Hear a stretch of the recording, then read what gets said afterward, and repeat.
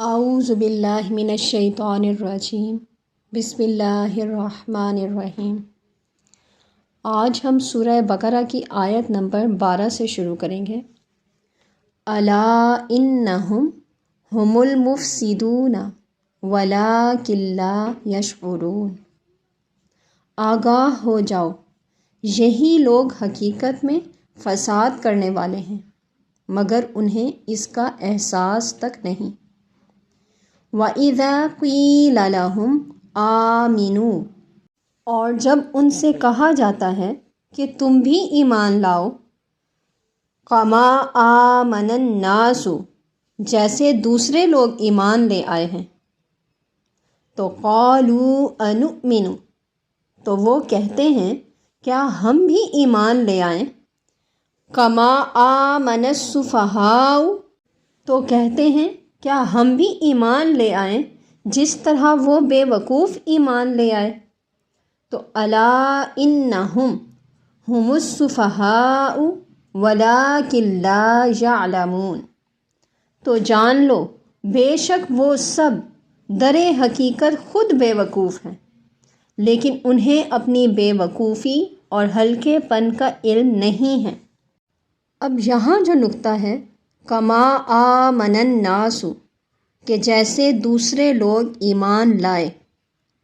اب ایمان لانے کے لیے ایمان کا معیار صحابہ کرام رضوان اللہ اجمعین کے ایمان جیسا ہونا چاہیے۔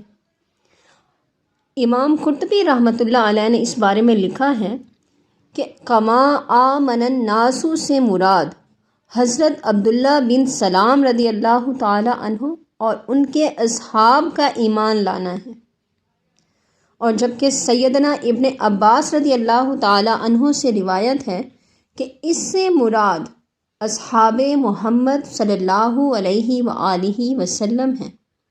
اب اس آیت مبارکہ سے یہ معلوم ہوا کہ صحابہ کرام رضوان اللہ اجمعین کا استہزاء کرنا اللہ تعالیٰ کو سخت ناگوار ہے۔ صحابہ کرام رضوان اللہ اجمعین جاہل نہیں بلکہ ان کو جاہل کہنے والے خود جاہل اور بے وقوف ہیں اور اپنی جاہلیت سے بھی ناواقف ہیں، ایسے جاہل ہیں، اور ان کا جہالت کا جو معیار ہے وہ دائمی ہے۔ منافقوں نے تو صرف ایک بار صحابہ کرام رضوان اللہ اجمعین کو جاہل کہا، لیکن اللہ تعالیٰ نے قرآن پاک میں منافقین کو جاہل کہا، اور یہ تب تک کہا جاتا رہے گا جب تک قرآن پاک پڑھا جاتا رہے گا، اور تب تک انہیں منافق اور جاہل کہا جاتا رہے گا۔ اس آیت مبارکہ سے ایک اور نقطے اور ایک اور عمل کی بھی وضاحت ہو جاتی ہے کہ صحابہ کرام رضوان اللہ اجمعین پر جب استہزاء کیا گیا، ان کا مذاق اڑایا گیا اور انہیں کمتر کہا گیا، تو اللہ تعالیٰ نے اس بات کو رد کیا اور قرآن پاک میں باقاعدہ آیت مبارکہ نازل فرمائی۔ تو آج بھی صحابہ کرام رضوان اللہ اجمعین پر اگر کوئی انگلی اٹھانے کی کوشش کرے تو اس کا رد کرنا چاہیے، کیونکہ صحابہ کرام رضوان اللہ اجمعین کا دفاع کرنا سنت الہیہ ہے۔ اب وہ جو کہتے تھے کہ ہم ایسے بے وقوف نہیں، تو وہ اپنے نزدیک ان لوگوں کو بے وقوف سمجھتے تھے جو سچائی کے ساتھ اسلام قبول کر کے اپنے آپ کو تکلیفوں اور مشقتوں اور خطرات میں مبتلا کر رہے تھے۔ تو یہ چیز اور یہ بات انہیں سراسر احمقانہ لگتی تھی، اور ان کی رائے میں ان کے مطابق یہ سراسر احمقانہ فعل تھا۔ محض حق اور راستی کی خاطر تمام تر دنیا کی دشمنی مول لے لی جائے، ان کے نزدیک عقل مندی کا معیار یہ نہیں تھا۔ وہ تو عقل مندی اس بات کو سمجھتے تھے کہ آدمی حق اور باطل کی بحث میں نہ پڑے، بلکہ ہر معاملے میں صرف اور صرف اپنے مفاد کو دیکھے اور اپنے مفاد کو ہی مد نظر رکھے۔ اب جو انسان یا جو شخص صرف اپنے مفاد کو ہی پیش نظر رکھتا ہے وہ منافق ہے، اور منافق اپنے آپ کو دوسروں سے زیادہ عقل مند سمجھتے ہیں، مگر ان کی یہ سوچ، ان کا یہ گمان غلط ہوتا ہے اور وہ در حقیقت خود ہی بے وقوف ہوتے ہیں۔ اس بارے میں حضور نبی کریم صلی اللہ علیہ وآلہ وسلم کا ارشاد مبارکہ ہے، ترمذی شریف میں ہے کہ بے شک اللہ تعالیٰ میری امت کو گمراہی پر اکٹھا ہونے نہیں دے گا۔ جماعت پر اللہ تعالیٰ کی حفاظت کا ہاتھ ہے، جو کوئی اس سے جدا ہوگا دوزخ میں جائے گا۔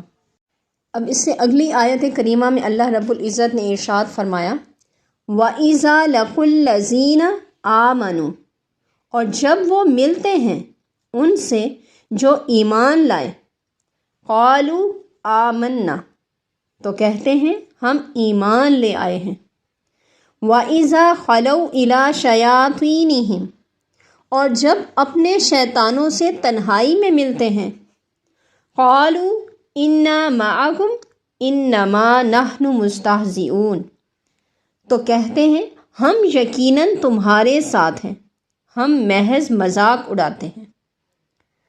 اللہ یستہزئ بہم، اللہ انہیں مذاق کی سزا دیتا ہے، وَیَمُدُّہُمْ، اور انہیں ڈھیل دیتا ہے، فی طغیانہم یعمہون، تاکہ وہ خود اپنے انجام تک جا پہنچیں، سو وہ خود اپنی سرکشی میں بھٹک رہے ہیں۔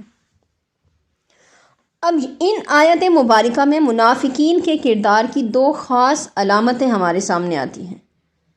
پہلے یہ کہ سازشی مزاج ہوتے ہیں اور ان کا دوغلا پن ہوتا ہے۔ دوسرا، وہ حق کا مذاق اڑانے والے ہوتے ہیں۔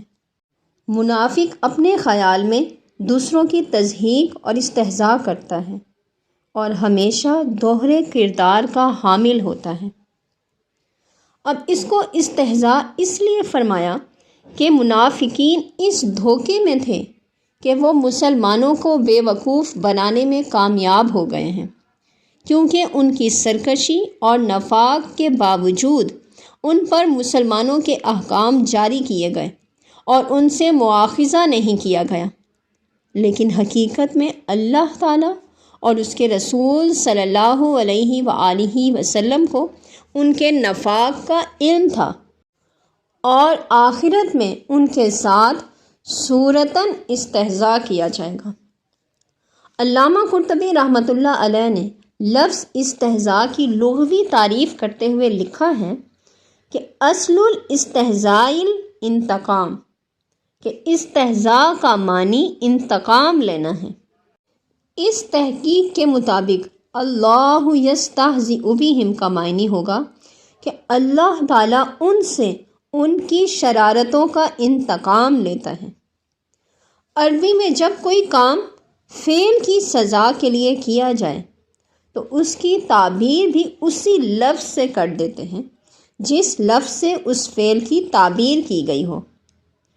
مثلاً اللہ تعالیٰ کی ذات بھولنے سے پاک ہے، لیکن ان کے بھولنے پر ان کو جو سزا دی گئی اسے بھولنے سے تعبیر کیا گیا۔ اسی طرح منافقین کو استہزاء پر جو سزا دی گئی اس کو بھی استہزاء سے تعبیر کیا گیا ہے۔ اب اس آیت مبارکہ میں ایک لفظ استعمال کیا گیا ہے کہ وَإِذَا خَلَوْا إِلَىٰ شَيَاطِينِهِمْ، اور جب اپنے شیطانوں سے تنہائی میں ملتے ہیں۔ اب شیطان عربی زبان میں سرکش اور شریدہ سر کو بھی کہتے ہیں۔ انسان اور جنات دونوں کے لیے ہی یہ لفظ استعمال کیا جاتا ہے، حالانکہ قرآن پاک میں یہ لفظ زیادہ تر شیطان جنات کے لیے آیا ہے، لیکن اس مقام پر شیاطین کا لفظ منافقین کے بڑے بڑے سرداروں کے لیے استعمال ہوا ہے۔ اب اس سے آگے ہے اولئک الذین اشتروا الضلالۃ بالہدی، اور یہی وہ لوگ ہیں جنہوں نے ہدایت کے بدلے گمراہی خریدی۔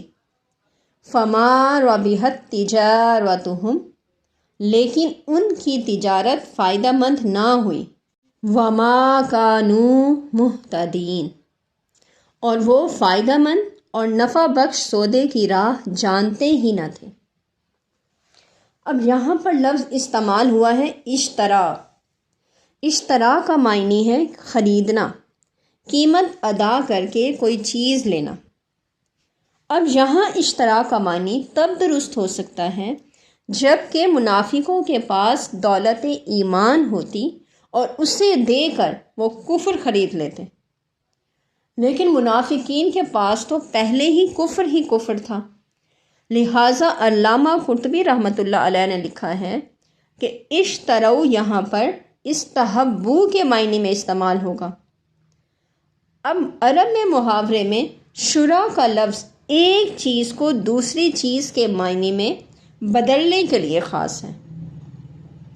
انہوں نے منافقت کا نقاب تو اس لیے ڈالا ہوا تھا کہ وہ مسلمانوں کی جماعت میں شامل ہو کر دنیاوی فوائد حاصل کریں گے، مال غنیمت سے انہیں حصہ ملے گا، ان کی چودراہٹ قائم رہے گی۔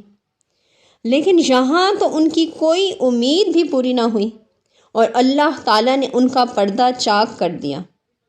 حضور صلی اللہ علیہ وآلہ وسلم نے سرے محفل ہی ایک ایک کا نام لے کر اسے مسجد سے نکال دیا۔ پھر آگے بتایا فما ربحت تجارتہم، کہ ان کی تجارت نے انہیں کوئی فائدہ نہ دیا۔ اب نفع کمانا تو درکنار، ان احمقوں نے تو اپنا سرمایہ ہی تباہ کر دیا۔ چونکہ منافق لوگ زیادہ تر تجارت پیشہ تھے، اسی لیے انہیں تجارت ہی کی مثال دے کر مخاطب کیا گیا ہے۔ آگے ہے مثلہم کمثل الذی استوقد نارا، ان کی مثال ایسے شخص کی مانند ہے جس نے آگ جلائی، فلما اضاءت ما حولہ، اور جب اس نے گرد و نواح کو روشن کر دیا، ذہب اللہ بنورہم، تو اللہ تعالیٰ نے ان کا نور سلب کر لیا، وترکہم فی ظلمات لا یبصرون، اور انہیں تاریکیوں میں چھوڑ دیا، اب وہ کچھ نہیں دیکھتے۔ اب یہاں ایک لفظ استعمال ہوا ہے استوقد نارا۔ منافقین کے دو گروہ تھے، ایک وہ جو دل سے کفر پر جمے ہوئے تھے اور صرف زبان سے ہی اپنے آپ کو مسلمان کہتے تھے، اور دوسرا گروہ وہ تھا جو اسلام تو قبول کرتے تھے مگر مصائب اور مشکلات سے گھبرا کر پھر اسلام سے دستبردار ہو جاتے تھے۔ تو ان میں سے جو پہلا گروہ ہے اس کی مثال اس آیت مبارکہ میں بیان کی گئی ہے، اور دوسرے گروہ کی مثال اس سے آگے آنے والی آیات مبارکہ میں ہے۔ اب ایسے بھی منافق ہیں جنہیں ایمان نصیب ہی نہیں ہوا، لہٰذا نہ تو انہیں اس سودے میں فائدہ ہوا اور نہ ہی راہ ہدایت ملی، بلکہ وہ ہدایت کے چمنستان سے نکل کر گمراہی کے خارزار میں آ گئے، اور جماعت کے مضبوط قلعے سے نکل کر فرقت کے تنگ جیل خانے میں چلے گئے، اور امن کے وسیع میدان سے نکل کر خوف کی اندھیری کوٹری میں آ گئے، اور سنت کے پاکیزہ گلشن سے نکل کر بدعت کے سنسان جنگل میں پھنس گئے۔ اب قناعت کے بدلے حرص اور توجہ اللہ کی بجائے میلان دنیا، یہ سب روحانی خسارے کی علامتیں ہیں۔ آگے ہے صم بکم عمی فہم لا یرجعون، یہ بہرے گونگے اندھے ہیں، بس وہ راہ راست کی طرف نہیں لوٹیں گے۔ یہ مثالیں پہلی قسم کے ان منافقین کی ہیں جو خوب دل کھول کر منافقانہ اور کافرانہ کاروائیاں کرتے تھے، نہ ان کی زبان حق کے لیے طاقت گویائی رکھتی تھی اور نہ ہی کان قوت سماعت رکھتے تھے، اور نہ ہی ان کی آنکھیں قوت بینائی رکھتی تھیں، یعنی نہ تو وہ ان کو حق کی بات کہتے، نہ سنتے اور نہ ہی دل کی آنکھ سے حق کو پہچان سکتے تھے۔ او کصیب من السماء، یا ان کی مثال اس بارش کی سی ہے جو آسمان سے برس رہی ہے، فیہ ظلمات ورعد وبرق، جس میں اندھیریاں ہیں اور کڑک ہے اور چمک ہے، یجعلون اصابعہم فی آذانہم، تو وہ گرج کے باعث اپنے کانوں میں انگلیاں ٹھونس لیتے ہیں، من الصواعق، حذر الموت، موت کے ڈر سے، واللہ محیط بالکافرین، اور اللہ تعالیٰ کافروں کو گھیرے ہوئے ہیں۔ اب اس آیت مبارکہ میں کئی چیزوں کا ذکر آیا ہے، بارش، اندھیرے، بادل کی کڑک، بجلی کی چمک، اور ایسے حالات میں سفر کرنے والا شخص جب تک ان تشبیہات کا تعین نہ کر لیا جائے، مثال کا حسن نکھر کر سامنے نہیں آتا۔ اب بارش سے مراد اسلام ہے، اندھیروں اور بارش کی کڑک سے مراد وہ مصائب و تکالیف ہیں جنہوں نے چاروں طرف سے اسلام کو گھیر لیا تھا، اور بجلی کی کڑک سے مراد وہ فتوحات اسلامیہ ہیں جو نامساعد اور برے حالات میں بھی مسلمانوں کو حاصل ہوتی رہیں۔ اب جس طرح بارش مردہ زمین کو نئی زندگی بخش دیتی ہے، اسی طرح اسلام مردہ دلوں کو نئی زندگی عطا فرماتا ہے۔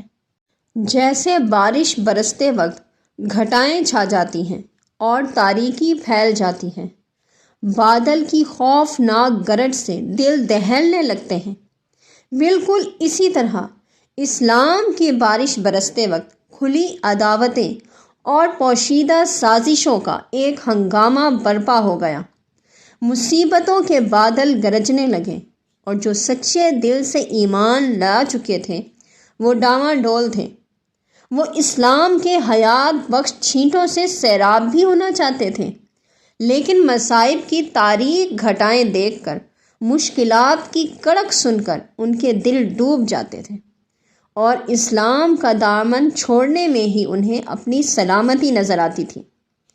تو یہ منافق دوسری قسم کی منافقت سے تعلق رکھتے تھے۔ اب منافقت کی ماحولیاتی مثال اگر ہم دیں تو اسلام کے ان پہلوؤں کو قبول کرنا جن میں قربانیاں اور پریشانیاں نہ ہوں، مگر راہ حق کی مصائب و مشکلات سے کترانا، جان بچانا اور گھبرا کر پیچھے ہٹ جانا منافقت کی علامات میں سے ہیں۔ ہمیں اسی پیمانے پر اپنے قلب و باطن کو پرکھنا چاہیے۔ یکاد البرق یخطف ابصارہم، یوں لگتا ہے کہ بجلی ان کی بینائی اچک لے گی۔ کلما اضاء لہم مشوا فیہ، جب ان کے لیے کچھ چمک ہوتی ہے تو اس میں چلنے لگتے ہیں۔ وَإِذَا أَظْلَمَ عَلَيْهِمْ قَامُوا، اور جب ان پر اندھیرا چھا جاتا ہے تو کھڑے ہو جاتے ہیں۔ وَلَوْ شَاءَ اللَّهُ، اور اگر اللہ چاہتا، لَذَهَبَ بِسَمْعِهِمْ وَأَبْصَارِهِمْ، تو وہ ان کی سماعت اور بصارت بالکل سلب کر لیتا۔ ان اللہ علی کل شیء قدیر، بے شک اللہ تعالی ہر چیز پر قادر ہے۔ اب اس آیت مبارکہ میں منافقوں کی نفسیات کو واضح کیا گیا ہے، کیونکہ منافقوں کا طرز عمل مفاد پرستانہ اور بزدلانہ ہوتا ہے۔ اگر حالات موافق ہوں، سازگار ہوں، بہترین ہوں تو ساتھ چلتے رہتے ہیں، لیکن جیسے ہی حالات ناموافق ہوں، ناسازگار ہوں تو رک جاتے ہیں یا پھر ساتھ چھوڑ دیتے ہیں۔ پھر ساتھ ہی اللہ تعالیٰ کی مشیت اور قدرت کاملہ کا بیان کیا گیا ہے کہ جو لوگ صوفیہ علیہ السلام کے طریق پر چلتے ہیں تو بلا تحقیق محض تقلید اپناتے ہیں، ان میں استقامت نہیں آتی۔ کچھ عرصے اطاعت اور مجاہدے کے بعد اگر انہیں حلاوات و کرامات کا نور دکھائی دے تو آگے چلتے ہیں، اگر اقتباس اور حجاب رہیں اور مشاہدات نہ ہوں تو رک جاتے ہیں، بلکہ اعمال و ریاضات بھی ترک کر دیتے ہیں۔ اس لیے تصوف اور سلوک میں علم اور تحقیق پہلا قدم ہے، اس کے بغیر یہ راستہ سخت خطرناک ہے۔ ساتھ ہی فرمایا یا ایھا الناس اعبدوا ربکم الذی خلقکم، اے لوگو اپنے رب کی عبادت کرو جس نے تمہیں پیدا کیا، والذین من قبلکم لعلکم تتقون، اور ان لوگوں کو بھی جو تم سے پیشتر تھے تاکہ تم پرہیزگار بن جاؤ۔ اب یہاں پر اللہ تعالیٰ اپنی ربوبیت سے اپنی الوہیت پر استدلال قائم کر رہا ہے، نعمت ایجاد اور بقا کا ذکر فرماتے ہوئے ثابت کیا کہ وہ وحدہ لا شریک ہے، یعنی تم اپنے رب کی عبادت کرو کیونکہ وہی ہے جس نے تمہیں پیدا فرمایا۔ اگر وہ اپنا کرم نہ فرماتا تو تم فنا کی دنیا سے وجود کی دنیا میں کیسے آ سکتے تھے؟ اب جب کہ تمہارا وجود بھی اسی کے کرم کا صدقہ ہے اور تمہاری زندگی اور بقا بھی اسی کی نظر رحمت کی محتاج ہے اور کسی دوسرے کا اس میں کوئی حصہ نہیں، اور جب ایجاد ربوبیت میں وہ وحدہ لا شریک ہے تو پھر الوہیت میں کون اس کا شریک ہو سکتا ہے؟ جب لا خالق الا اللہ اور لا رب الا اللہ کو تسلیم کرنے میں انکار کی کوئی گنجائش نہیں تو لا محالہ لا الہ الا اللہ بھی تسلیم کرنا پڑے گا، اور جب اس پر ایمان محکم ہو گیا تو لا معبود الا اللہ پر بھی یقین پختہ ہو جائے گا۔ پھر فرمایا الذی جعل لکم الارض فراشا والسماء بناء، جس نے تمہارے لیے زمین کو فرش اور آسمان کو عمارت بنایا، وانزل من السماء ماء فاخرج به من الثمرات، اور آسمانوں کی طرف سے پانی برسایا، پھر اس کے ذریعے تمہارے کھانے کے لیے پھل پیدا کیے۔ رزقا لکم فلا تجعلوا للہ اندادا وانتم تعلمون، پس تم اللہ کے لیے شریک نہ ٹھہراؤ حالانکہ تم حقیقت حال جانتے ہو۔ اب اس آیت مبارکہ میں اللہ تعالیٰ کی عبادت کرنے کا حکم دیا گیا ہے اور اللہ تعالیٰ کی شان خالقیت اور انسانی ابتدا کا بیان کیا گیا ہے، اور عبادت کی روح تقویٰ ہے۔ ہمیشہ عبادات کے ذریعے حصول تقویٰ کی کوشش کرنی چاہیے، کیونکہ تقویٰ اور پرہیزگاری ہی زندگی کا حسن ہے۔ پھر آگے کہا کہ جب تم خود بھی اس کے قائل ہو جاؤ اور تمہیں معلوم ہو کہ یہ سب کام اللہ کے لیے ہیں تو پھر تمہاری بندگی بھی اللہ کے لیے خاص ہونی چاہیے۔ اب یہاں پر اللہ رب العزت نے اپنی قدرت خالقیت کا حوالہ دیا ہے، اب لہٰذا بتایا یہ جا رہا ہے کہ لوگو میں ہی وہ رب ہوں جس نے تمہارے لیے آسمانوں کو چھت اور زمینوں کو بچھونا بنایا، تو کیا اب بھی وہ اس لا شریک عبادت کا مستحق نہیں ہے؟ بلکہ صرف اور صرف یہی رب ہے جو حقیقی اللہ ہے۔ جس طرح اللہ تعالیٰ کائنات پست و بالا کا اکیلا پیدا فرمانے والا ہے، ویسے ہی وہ عبادت کے بھی اکیلا ہی لائق ہے، اس میں اس کا کوئی ہمسر نہیں ہے۔ پھر فرمایا وَإِن كُنتُمْ فِي رَيْبٍ مِّمَّا نَزَّلْنَا عَلَىٰ عَبْدِنَا، اور اگر تم اس کلام کے بارے میں شک میں مبتلا ہو جو ہم نے اپنے برگزیدہ بندے پر نازل کیا ہے، تو فَأْتُوا بِسُورَةٍ مِّن مِّثْلِهِ، تو اس جیسی کوئی ایک صورت ہی بنا لاؤ، وَادْعُوا شُهَدَاءَكُمْ، اور اس کام کے لیے بے شک اپنے تمام حمایتیوں کو بلا لو، من دون اللہ، اللہ تعالیٰ کے سوا، ان کنتم صادقین، اگر تم اپنے شک اور انکار میں سچے ہو،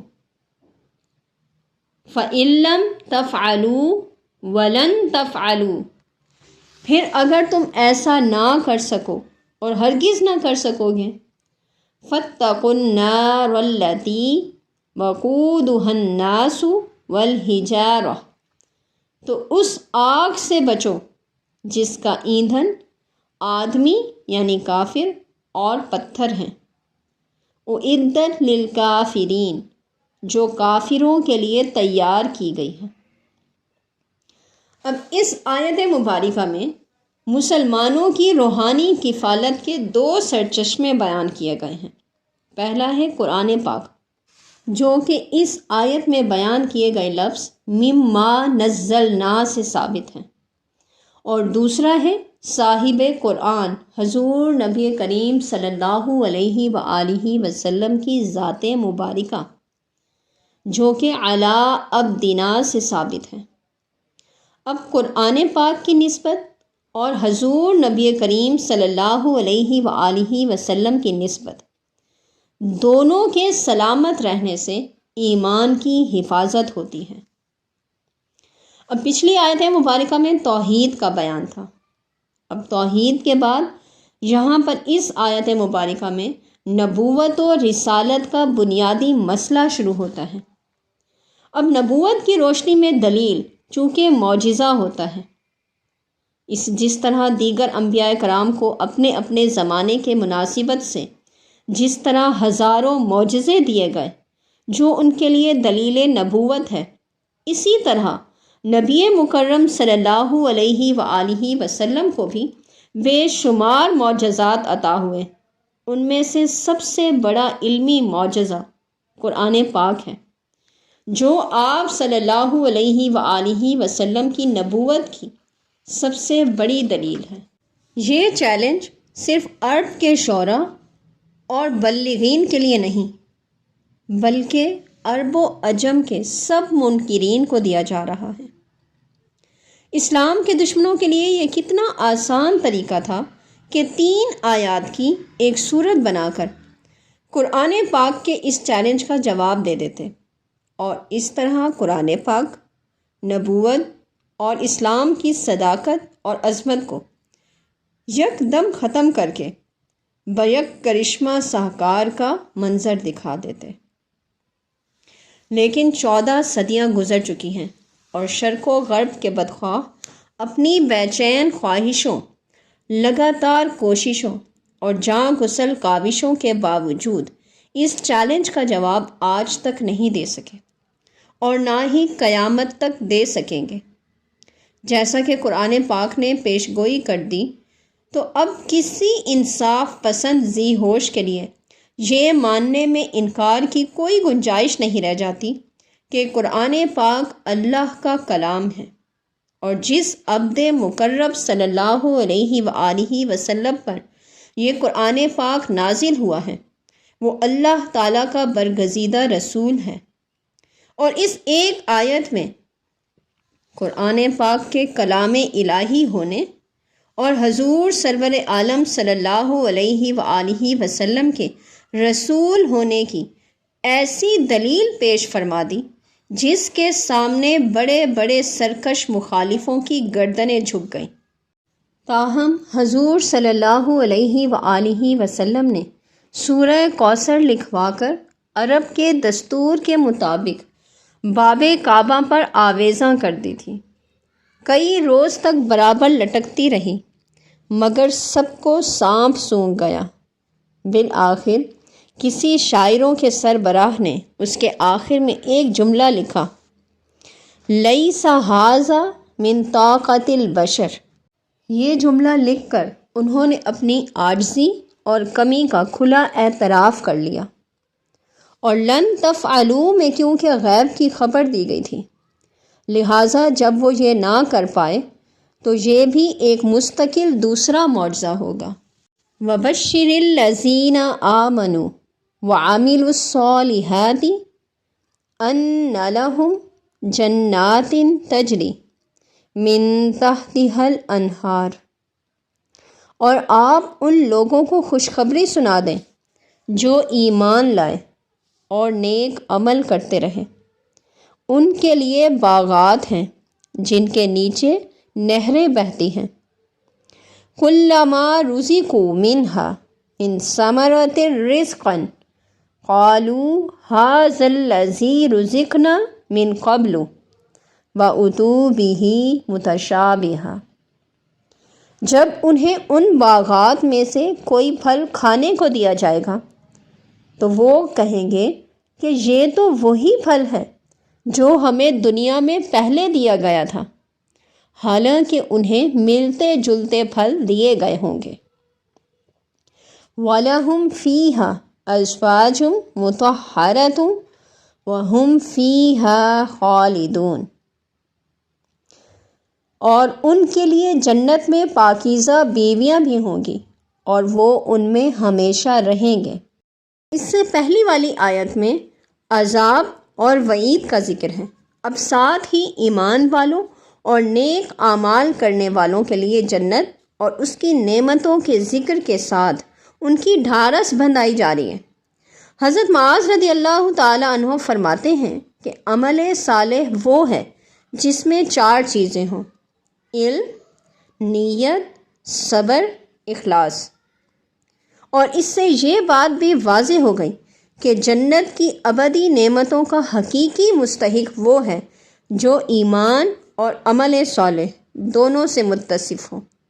اس آیت کا روحانی مفہوم یہ ہے کہ ایمان کے باغات ہوں اور ان کے نیچے اعمال صالحہ کی نہریں بہتی ہوں، تب انعامات الہیہ کے ثمرات نصیب ہوتے ہیں، پھر پاکیزہ اخروی سنگتیں میسر آتی ہیں، اور بالآخر لطف اور قرب الہی کے باعث احوال میں دوام اور استقامت نصیب ہوتی ہے۔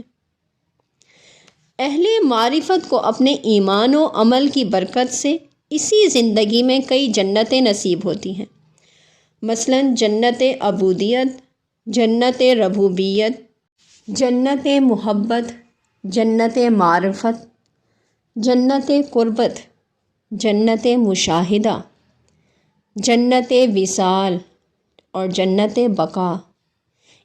ان سب جنتوں کے نیچے الگ الگ روحانی نہریں رواں ہیں۔ جنت عبودیت کی نہر حقائق و حکمت کا ادراک ہے، جنت ربوبیت کی نہر تجلی حق کی رؤیت ہے، جنت محبت کی نہر رضا ہے، جنت معرفت کی نہر اخلاص ہے، جنت قربت کی نہر نور صفات الہی ہے، اور جنت مشاہدہ کی نہر لطائف ہے، جنت وصال کی نہر محبت ہے، اور جنت بقا کی نہر سکینہ ہے۔ جنتی عورتوں اور حوروں کی پاکیزگی، حسن و جمال کے بارے میں حضرت سعید بن عامر بن حزیم رضی اللہ تعالی عنہ سے روایت ہے کہ میں نے رسول کریم صلی اللہ علیہ وآلہ وسلم کو یہ فرماتے ہوئے سنا کہ اگر اہل جنت کی ازواج میں سے کوئی عورت جھانکے تو تمام روئے زمین مشک کی خوشبو سے بھر جائے اور سورج اور چاند کی روشنی ماند پڑ جائے۔